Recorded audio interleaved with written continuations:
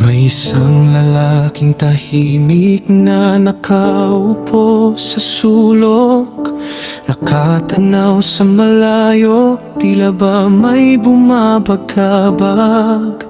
Punong-puno ng tanong ang kanyang isipan, sa mundong unti-unting nawawala ang liwanag.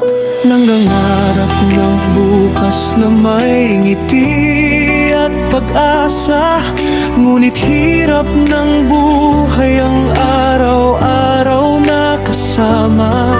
Habang ang kasama ay lalo pang lumalakas, at ang pag-ibig ng tao ay tila unti-unting kumukupas. Sinabi niya sa hangin, may pag-asa pa ba? May kapayapaan pa bang matatagpuan? Sa gitna ng unos at kaguluhan, may sasagot pa kaya sa kaniyang panalangin? Ngunit may tinig na marahang bumubulong, huwag kang sumuko, ako'y naririto.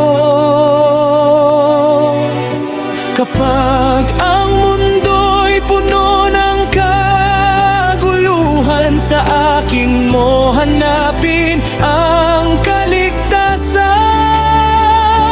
May pag-asa pa, may pag-ibig pa, hindi kailanman nawala ang aking awa.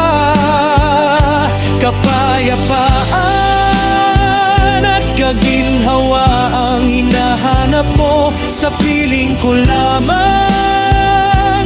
tunay na matatagpuan nito.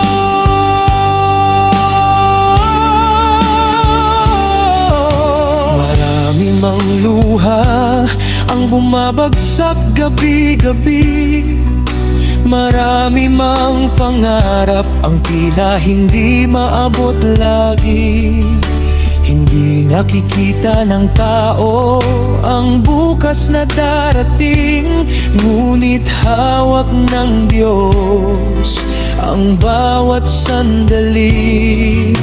Hindi man magbago agad ang mundong ginagalawan, may pagbabago pa rin nagsisimula sa puso ng bawat nilalang. Kapag natutong magmahal at magpatawad ang bawat isa, unti-unting sisibol ang bagong pag-asa.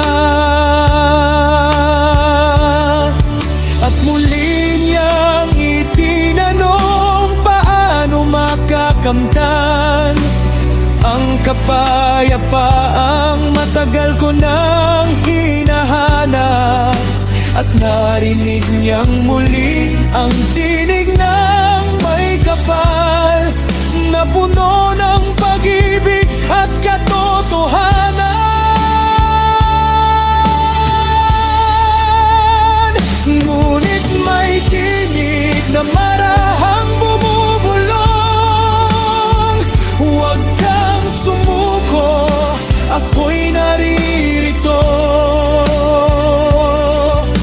Kapag ang mundo'y puno ng kaguluhan, sa akin mo hanapin ang kaligtasan. May pag-asa pa, may pag-ibig pa, hindi kailanman nawala ang aking awa. Kapayapaan at kaginhawa ang hinahanap mo, sa piling ko lamang tunay na matatagpuan nito.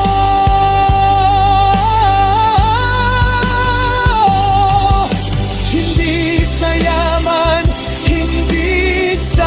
kapangyarihan, hindi sa anumang bagay ng sanlibutan, kundi sa Diyos na buhay at makapangyarihan, na nagbibigay lakas sa bawat kahinaan.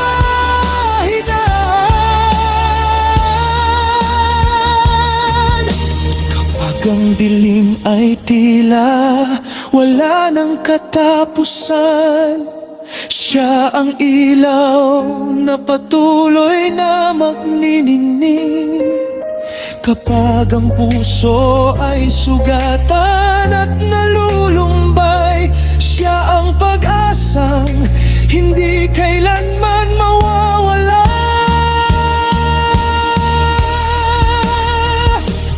May pag-asa pa, may pag-ibig pa, habang may Diyos na naghahari sa lupa. Kapayapaan at kaginhawaang inaasam sa kanyang mga kamay ay matatagpuan. Kaya ikaw na nakaupo sa sulok ngayon, bitawan mo na ang takot at agam-agam, sapagkat ang Diyos ay kasama mo sa paglalakbay, at sa Kanya may bukas na tunay na magkulay.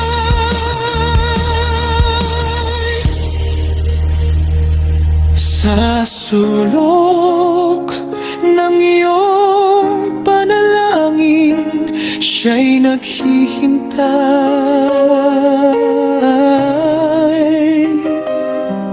handang pakinggan ang bawat hinaing ng buhay.